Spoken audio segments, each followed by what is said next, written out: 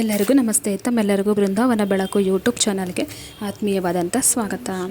ಕಳಸ ಸ್ಥಾಪನೆ, ಕಳಸದ ಒಳಗಡೆ ಹಾಕಬೇಕಾದಂಥ ವಸ್ತುಗಳು ಯಾವುವು, ಯಾವ ವಸ್ತುಗಳನ್ನು ಹಾಕೋದ್ರಿಂದ ಏನೇನು ಪ್ರಯೋಜನ, ಹಾಗೆ ಇಲ್ಲಿ ಹೇಳುವಂಥ ವಸ್ತುಗಳೆಲ್ಲ ಸಿಕ್ಕಿಲ್ಲ ಅಂತಂದರೂ ಕೂಡ ಹಾಕಲೇಬೇಕಾದಂಥ ಕೆಲವೊಂದು ವಸ್ತುಗಳು ಯಾವುವು ಅನ್ನೋದನ್ನೆಲ್ಲ ನಾನು ಇವತ್ತಿನ ಈ ಒಂದು ವಿಡಿಯೋದಲ್ಲಿ ತಿಳಿಸ್ಕೊಡ್ತೀನಿ. ಈ ವಿಡಿಯೋವನ್ನು ಎಲ್ಲೂ ಕೂಡ ಸ್ಕಿಪ್ ಮಾಡದೆ ವಿಡಿಯೋವನ್ನು ಪೂರ್ತಿಯಾಗಿ ನೋಡಿ.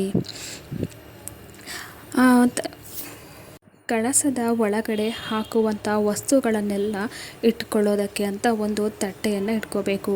ಹಬ್ಬಕ್ಕೂ ಮುಂಚೆನೇ ಯಾವ ಯಾವ ವಸ್ತುಗಳನ್ನು ಕಳಸಕ್ಕೆ ಹಾಕಬೇಕು ಅನ್ನೋದನ್ನೆಲ್ಲ ಒಂದು ಕಡೆ ತೆಗೆದುಕೊಂಡ್ರೆ ನಿಮಗೆ ಬೆಳಗ್ಗೆ ಒಂದು ವಸ್ತುಗಳನ್ನು ಮರೆತು ಹೋಗೋದು ಕೂಡ ಕಡಿಮೆ ಆಗುತ್ತೆ. ಅದೇ ರೀತಿ ಎಲ್ಲ ಆಗೋದಿಲ್ಲ. ಮೊದಲನೇದಾಗಿ ಕಳಸದ ಒಳಗಡೆ ಹಾಕಬೇಕಾದಂಥ ವಸ್ತು ಅದು ಕವಡೆ.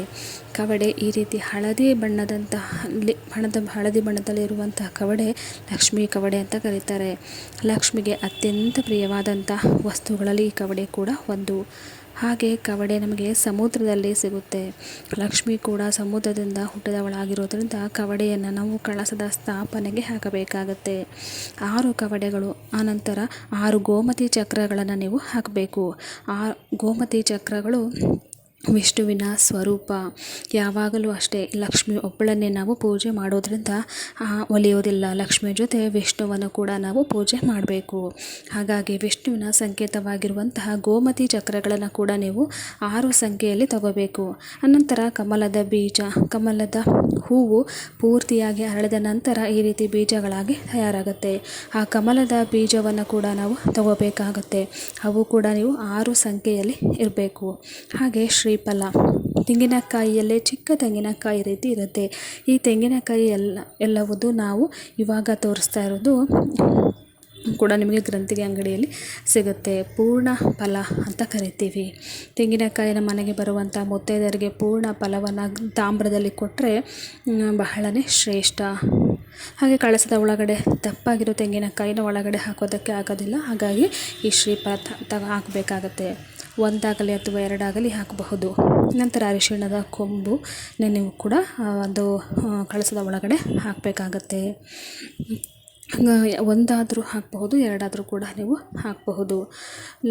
ಕಳಸ ಸ್ಥಾಪನೆ ಮಾಡಿ ಪೂಜೆ ಮಾಡ್ತೀವಿ. ಹಾಗಾಗಿ ನಾವು ಏನೇನು ಲಕ್ಷ್ಮಿಗೆ ಕೊಡಬೇಕು ಅನ್ನೋದು ಅಂದ್ಕೊಂಡಿರ್ತೀವೋ ಅದನ್ನೆಲ್ಲ ಕೂಡ ನೀವು ಕಳಸದ ಒಳಗಡೆ ಹಾಕಬೇಕು ಅನ್ನೋ ಒಂದು ಪದ್ಧತಿ ಇದೆ. ಹಾಗಾಗಿ ಇವಾಗ ಒಂದು ಕಾಯಿನನ್ನು ಕೂಡ ಹಾಕಬೇಕಾಗತ್ತೆ. ನೀವು 1 ರೂಪಾಯಿ ಅಥವಾ 2 ರೂಪಾಯಿ, 5 ರೂಪಾಯಿ, 10 ರೂಪಾಯಿ ಈಗ ಯಾವುದಾದ್ರೂ ಒಂದು ನೀವು ಕಾಯಿನ್ ಅಥವಾ ಬೆಳ್ಳಿ ಕಾಯಿನು ಕೂಡ ನೀವು ಹಾಕಬಹುದು.